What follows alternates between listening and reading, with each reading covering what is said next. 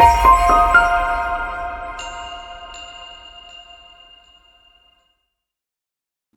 guys, it's Gareth from Silent Push, and today I'd like to show you how to use our free community edition to look up a list of domains that are using a specific name server or mail server.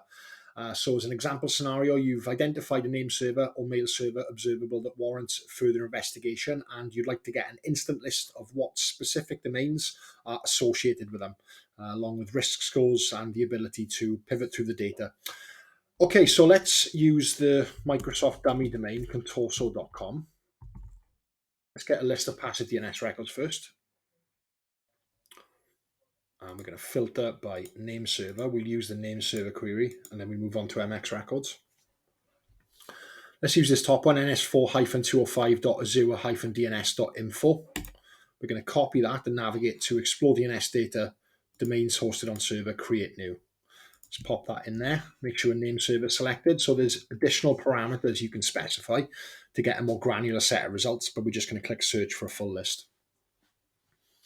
And here we have 197 domains with risk scores, name server hash values that are associated with ns4-205.azure-dns.info. So let's do a mail server lookup. So we already know Contorso uses this name server, and here's the domain. So we're just going to left click MX, lookup passive DNS to get the mail server, contorso-com.mail.protection.outlook.com with the hash. Let's copy that, go back to the query, domains hosted on server. Let's pop it in, change it to mail server, click search. 55 domains with risk scores and hash values that use contorso-com.mail.protection.outlook.com. As with any explore screen, you can view the raw data, copy it to the clipboard.